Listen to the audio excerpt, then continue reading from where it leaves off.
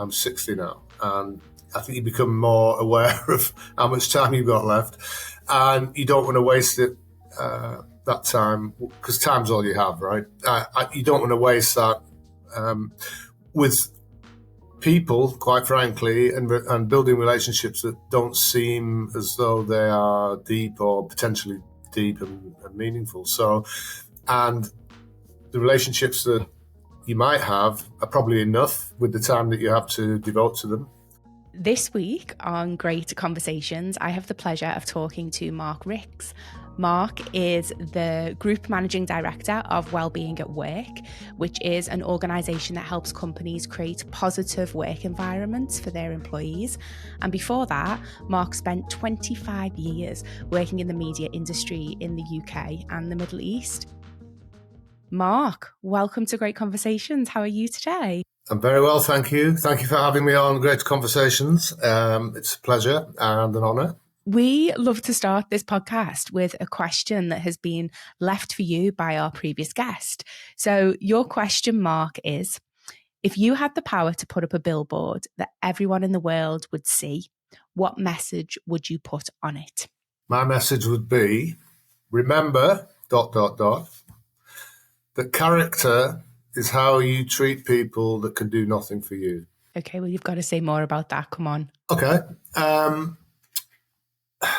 I think that we're probably all guilty, actually, of sometimes surrounding ourselves or developing relationships, be it long-term or short-term, on the basis that that relationship might put us in a better light, might introduce us to another community or people, or might have some material benefit for us. Even though we might not admit that, I think probably we're all guilty of it. So, I think you could define someone's character truly by the length and extent to which people don't do that and actually take people at face value and not in the context of what they can actually benefit from that relationship. And how do you know? Like, if you're so obviously if you're personally doing that, but if you're on the other end, like, how do you know if you're a party to a transactional relationship, not an authentic one? Could be that the relationship results in you being asked to give somebody money or some other material benefit, which takes you by surprise, or could be out of context. I actually also had one person in my life who, and it wasn't that long ago actually, just before I went to live in the Middle East in 2008 from Manchester, who I'd been friends with for, at that point, for maybe 10 years. And we'd been away and we used to play golf together and we did all kinds of stuff, right? And it was actually we had a little leaving do when I left. And this person came up to me and said, well, now that you can't do anything for me, we're done. Just let you know that, I won't be wasting any more time on the relationship. And I thought it was a joke, yeah. And to this day, heard nothing.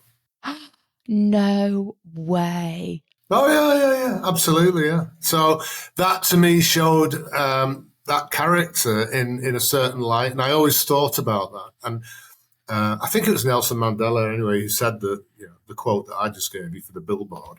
But that really struck home with me, largely because of that particular comment. What you're talking to is, like, obviously it's the power of relationship in life, isn't it? Like, the power of relationships and some people can make you feel amazing and invincible, and you walk away, and every time you see that person you feel, positive, whereas there's other relationships in your life that really have the ability to, I think, pull you down, keep you back, make you playing small and feeling, I guess, less than and not great. And so I'm curious, like, throughout your life, how have you, whilst being aware of these individuals that will always try to take something, how have you cultivated more affirming relationships rather than, I guess, these transactional, not nice relationships? Yeah, no, it's a fair question. I'm not sure, to be honest. I think I can count on one hand, like most people, I suspect, who I would class as a real friend who I could, turn to in a time of need at any time of the day or whatever. And not that they come with their wallet or their checkbook, but they'd just be there, They'd be there to support you or do something for you. So, and I also think the older that I've become, because, I'm 60 now, and I think you become more aware of how much time you've got left, and you don't want to waste it, that time, because time's all you have, right? You don't want to waste that with people, quite frankly, and building relationships that don't seem as though they are deep or potentially deep and meaningful. So, and the relationships that you might have are probably enough with the time that you have to devote to them. So I was having a conversation with a teenage boy, and he's 17, really struggling with social anxiety. He was talking about loneliness, and he was saying, like, I was chatting to him, and I was like, I think there's this misconception, particularly when you're younger, that you have to have loads of friends, and if you don't have loads of friends, then there's something fundamentally wrong with you. And I don't know if that's because, social media with, thousands of followers, and if you've only got 10, that somehow means that you're a loser. But I was like chatting to him and saying, similar to what you were saying, like, actually, what matters is not the amount of friends that you have, it's the quality of people that you call friends within your life. And then I'd come across this analogy of friendship as a house, and I was sharing it with him, and I was saying, if you think about it, it's like a sliding scale. So the majority of people will be in your front garden, and they'll be looking at your house. And so they won't really know what's inside, but, you'll class them as sort of, they're in your friendship sphere, but all they get to see is your house. Then you have people that are a little bit closer that can look through the window, and so they can see inside of your house. But, and again, there's sort of fewer of them. The people that are actually stood in your living room are few, because just think of the space of how many people can you get, but they're your real friends. They're the ones that, as you said before, will be there in your time of need, will drop everything, that will sort of show up in your life. And so it's natural that, it's good to have each one, because actually the reality is the people that are going to be in your living room and your diehard friends, they take time to cultivate that relationship. It doesn't just happen. It takes work and commitment. And so the reality of being able to cultivate those relationships in the modern world that we live in, when work is such, high demand, then you have family, then you have romantic relationships, then you have friends. It's so hard to juggle it, that it's an unrealistic expectation to think that you're going to have a ton of people hanging out in your living room that you can class as really good friends, but that's okay. And so I'm wondering, like, what has been the sort of the biggest relationship in your life over over the past few years that has fundamentally transformed the way that you are? Oh, that would be my wife, without question. Zoe. She definitely changed me. And I'll be forever grateful to her for that. I think that, I had a bad relationship. Not bad is the wrong word. I had a difficult relationship with my parents, to the point where, I wasn't very communicative. They were living in South Africa, and I was in the UK. So she helped heal that rift. When we went to live in the Middle East, brought us closer together, which, a few years later, my mother passed away. So that, I had better quality time with her as a result of that. And she's a healer, she's a healer, very good listener, and puts other people before herself, to her detriment sometimes, actually. What is the one thing that that your relationship with Zoe has taught you about how to be in relationship? Well, to get over myself, basically, and try and put yourself in the shoes of the person you're with or you're talking to, or I think I knew that from a business perspective, from a leader of teams or whatever in organizations. I always thought about that. I think probably didn't always execute it as well as I could have, but I was always mindful that how would I expect to be treated at this point if I was sat there, and it's what I was talking about earlier, where I think it all boils back down to human relations and one-to-one interactions and really understanding the person that you're talking to. Yeah, it does. And like, it's empathy, it's listening, isn't it? And I guess, like, how have you, because obviously your experience of 25 years working in the media industry, now obviously working with companies to help them be nicer, more productive environments. You've lived all over the world. So clearly you've encountered a lot of people from different cultures. So how do you approach that from a leadership perspective? Like what you're saying is, to sort of understand where the other person's coming from. I think the first thing was, I'll give you an example of moving to the UAE from UK. So I went to run this media company that was owned by the Daily Mail group. So you'd be aware of Metro in the UK, the free morning commuter newspaper. And prior to going to the UAE, I was the managing director of the Manchester Evening News. We had a franchise for Metro, and the Daily Mail had bought this company in the UAE, and they were replicating or looking to extend their presence in the Middle East in media terms. And this was a really good opportunity to buy into this business. And obviously Dubai in 2008 was really, really globally prominent and developing very quickly, and so on. So I went there, and we had in the business around about 120 people, predominantly, the kind of constitution of the staff was a large proportion were from Southeast Asia, who distributed the newspaper every morning. We had round about 70 people who were young men away from home, living in, let's call it workers' accommodation, in parts of the city or the emirate that most tourists don't go to, quite frankly. And then the balance of staff would be expat Arabs from, Egypt, Jordan, Lebanon, Morocco, wherever, working in UAE as journalists or designers or whatever. And then some UK, ex-UK journalists. Everyone was away from home, right? Trying to earn money, sending money back home. It wasn't their home. So everyone had that in common, and that became a binding factor. So there were a lot of common issues, a lot of common challenges, a lot of common problems to address.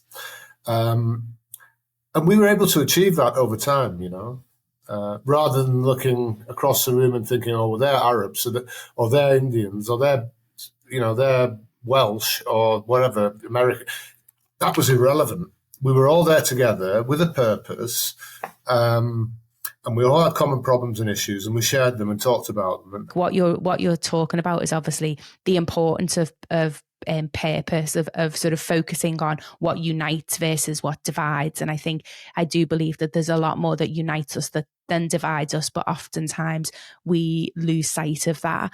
And one of the things I'm really curious about is I can imagine that working in the media industry, what you did, the environment, it must have been really frenetic, like late nights, lots of pressure, not much time. So how did you tangibly create the space to build these relationships and to have the time?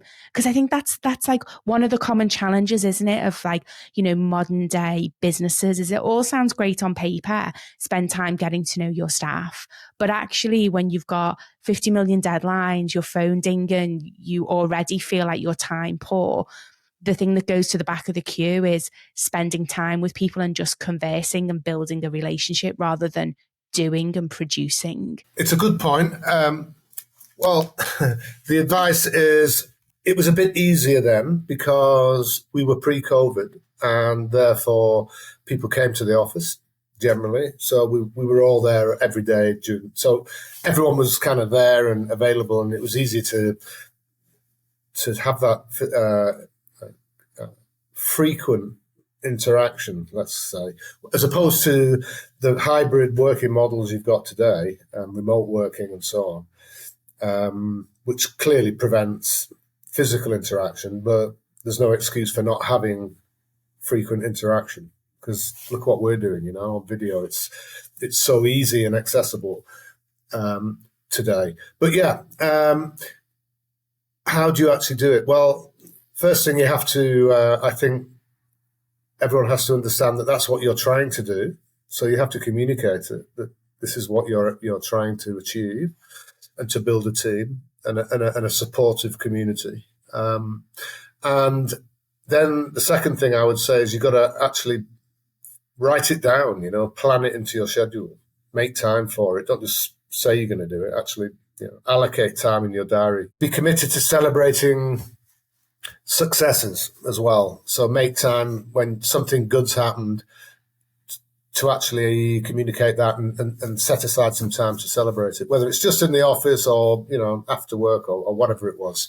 And we did, we did do that. So it was that old adage of work hard, play hard where we could. But that's fine. But actually identifying things to celebrate. And we were a challenger brand.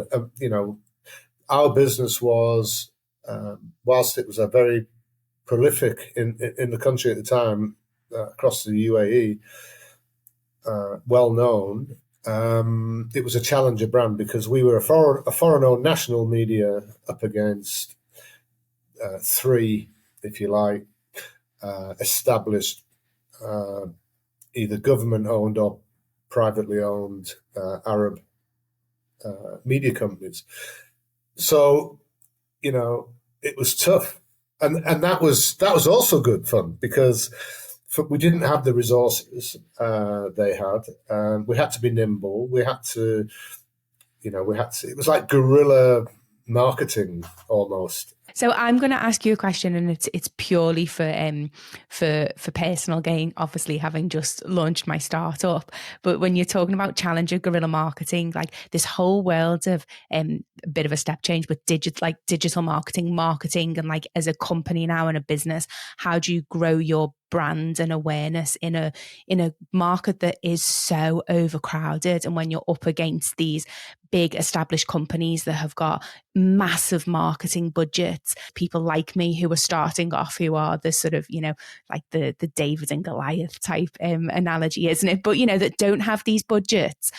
What did you learn that, maybe could help people and companies like mine that are small, that are trying to get traction and market share, but are just up against a lot of these barriers to entry when it comes to marketing and visibility and money? So what we had to understand very clearly was what was our unique selling point. Everyone had to understand and these were things that enabled us to be competitive. That was the first point. What was it that we did that others were not doing? So that was the first thing. The second thing was we understood that we were nimble versus our competitors because they were too big and weren't nimble. So we'd come in the morning and it'd be like, right, how are we going to grow this business this week? We've got an idea. Let's all get in the boardroom or the meeting room or whatever you want to call it, right? Boardroom's a bit fancy, but let's all get in the big room there. What's the idea? Don't care whose idea it is. Is it a good one? Analyze it, and by the afternoon, you're out doing it, right? And if it doesn't work, by Wednesday, you shut it down. And the point is, you don't have to wait 6 months for a quarterly board meeting or whatever to get it signed off. We're doing it immediately. So we were very nimble as a business. So that made us competitive. And then the third thing I would say that was really important was to have a purpose that everyone could buy into and that aligned with their values. And so we came up with our vision and our mission and our values, and we didn't just talk about it. We put it in reception, in a big way, and we asked all the time in all our meetings, is what we're doing now and what we're deciding we're going to do, and that idea we just had that we're going to pursue and invest a little bit of money or whatever, is that moving us towards that vision or not? And that was how we worked. I mean, I put it in perspective. If at that point there was 10 million people in the country, which I think was more or less correct, we were reaching 2 million a day through social media, the newspaper, the website. Now, if you take that as a percentage of the population and apply that to the UK, that is one hell of an audience. Yeah, that's huge. And so what happened then? How long was the paper running for before did it get closed down? Yeah, well, it didn't get closed down. What happened? We decided to close it because essentially we had to pay for a fee every year to what's the word? To publish. It was a publishing license fee, and that fee increased over time. It kept increasing as advertising across the world in print, particularly, declined, and the rise of the internet and its impact on traditional publishing. You had to change your business model. You had to transform to a digitally led offering, let's say, and in trying to do that,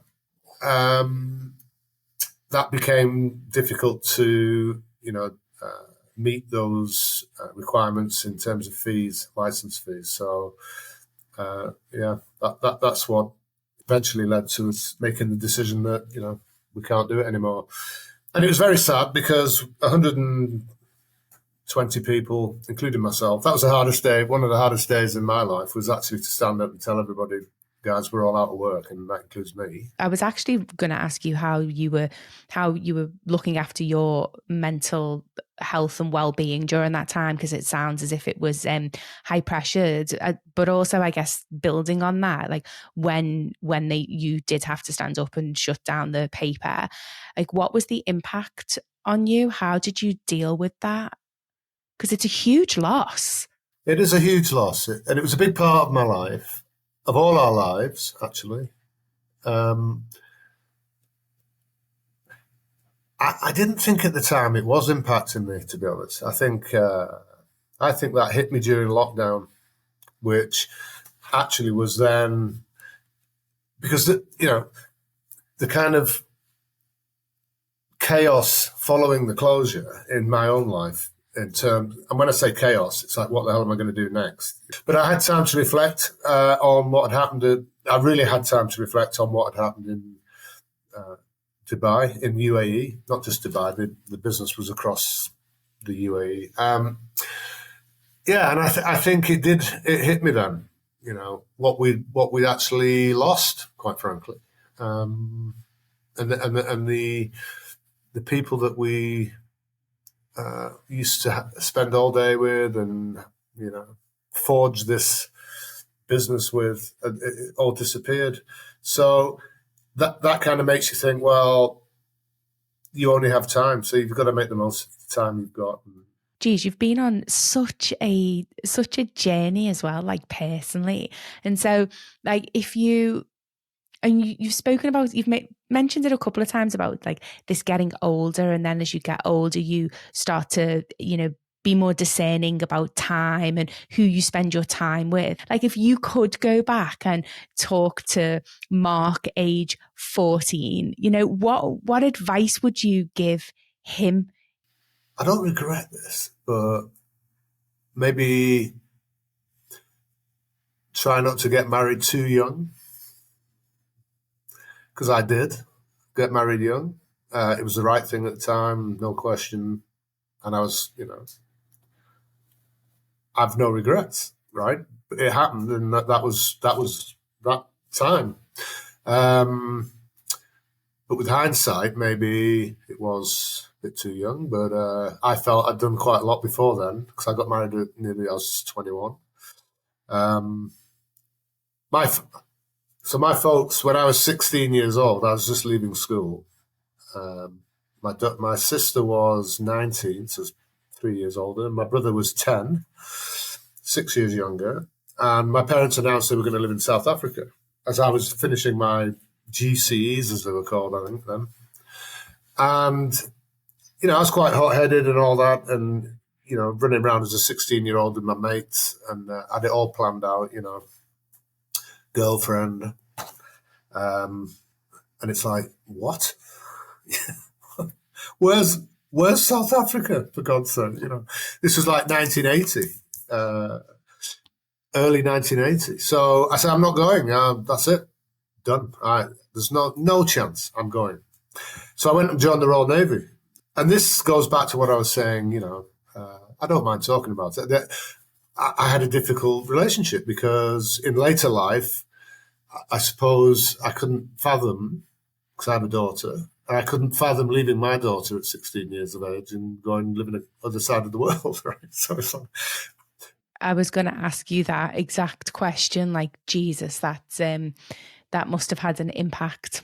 Yeah, and my dad's firm was taken over. He was made redundant. He felt that was the right thing for the family, and he did what he had to do and all the rest of it. But, I didn't agree with it, but there you go. I'd gone to South Africa on a holiday in my second year in the Navy, in the forces, and they were in Johannesburg at the time, during apartheid, right?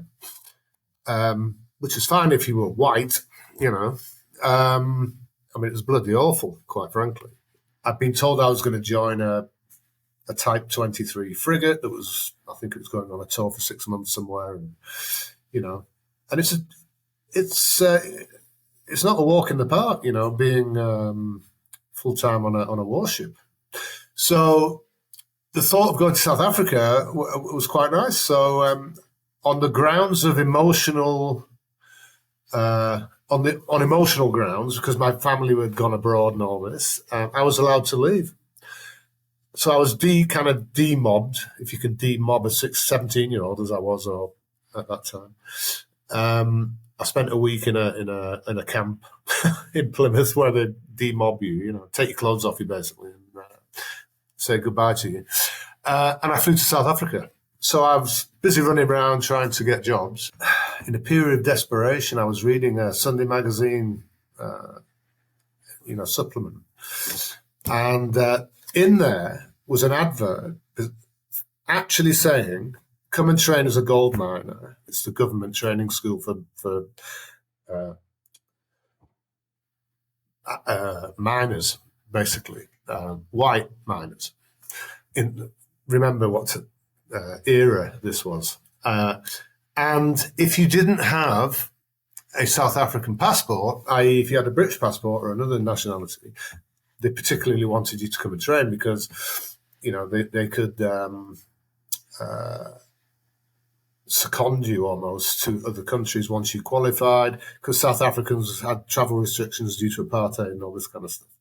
So anyway, the deal was come and have a medical, and if you pass the medical, and if you're young, male, in good health, within 12 hours, excuse me, you have a work permit. And the deal was you do 265 underground shifts of 8 hours in the college. And the college was underground, right? A worked out part of a gold mine 60 miles south of Johannesburg in the middle of nowhere, it was a town, I remember, it called Randfontein, right? And so there we go. So I thought, oh, that sounds fun. I can do that. I'll get the work permit, then I'll leave and go and do something else, right? Naively. So I go for the medical, pass the medical, get the job.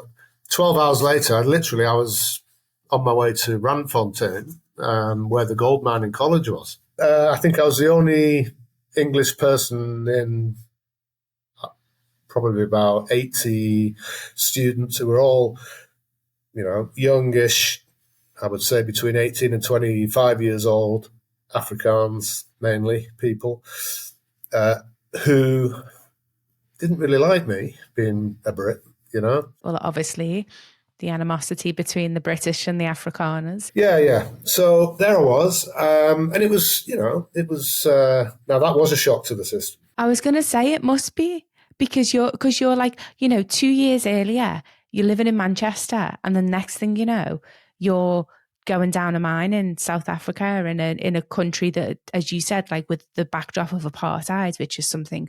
There was that, yeah, and then the hostilities of the locals towards the Brits. It wasn't just me, and not only that, it's like any community, I guess. If someone's different, they're the centre of attention, aren't they? So, I was this really weird, what the hell's he doing here kind of thing, And how did you deal with that? Because obviously, I mean, like you've given a little indication of the hot-blooded nature of, young Mark by signing up to the Navy and I'm not going. So how did you deal with that?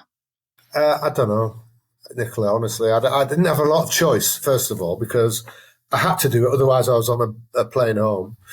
So it meant living away Monday to, it's 6 days a week. So it was Monday. I got Sunday off. So I had a motorbike. I go home at weekends, but during the week, we were down the mine at 5 o'clock in the morning, out at 1 o'clock in the afternoon, because that's when the blasting took place. So you didn't have a social life, really, because you're up at 4 to be at the pit head and then down. And I think I learned my early lessons of team management then, at that point, because I remember rocking up on day one for my first shift. Basically, I had a team of around 50 people. So you get for every 10, and these are all African miners who've been doing it all their lives, right? And here's this fresh-faced.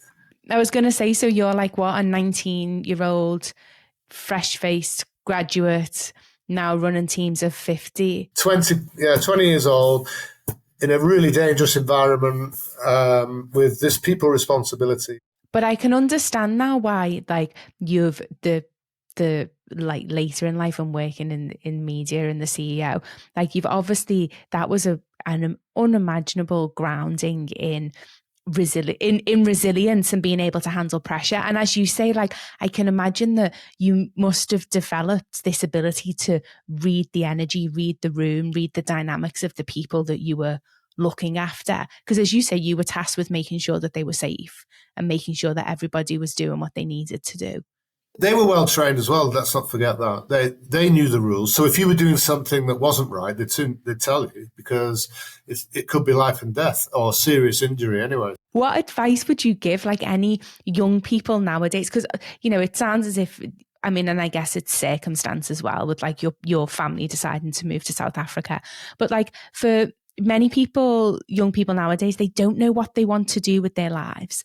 And obviously you've tried such a variety of jobs, but like, what would your advice be for someone that's like 16, 17 thinking, geez, what do I want my life to look like?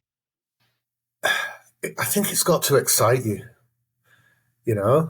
If there isn't that butterflies in your stomach about the job and what you're doing, then you might have to do it for sensible economic reasons for a period, but keep your eye on the cathedral while you're mixing the cement, you know what I mean? What I would suggest is, try and find something that challenges you and gives you a bit of a thrill. I love what you're saying, because I think that like this concept of focusing on the journey, not the destination, and like, just checking in, making sure that it's working for you and just being fully present in that. Like, because I think it sort of goes back a little bit to what you were saying before about time. Like, the only thing that we have is the here and now, and it's so easy to get distracted by that.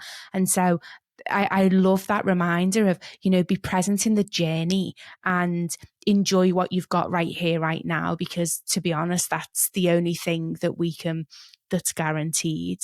I have a closing tradition on this podcast, Mark, where I ask all of my guests, what is something that other people value that you don't? Wealth. I personally think health is wealth. And family, purpose, and community. That they're the things I value. I agree. Health is your wealth is a tagline in my family as well. My granddad always used to say that your health is your wealth. It is completely, because you only have to look around the world and yeah, exactly. Mark, thank you so much for your time. Thank you for sharing your story. I've enjoyed talking to you. It's been great. I know it's been so fun. Thank you so much. Take care. Mark spoke so beautifully about the importance of relationships, how having deep and meaningful relationships in our life really drives success in every area of life. And so if you're wanting to build more affirming, meaningful, authentic relationships in your life, then head over to integrate.net.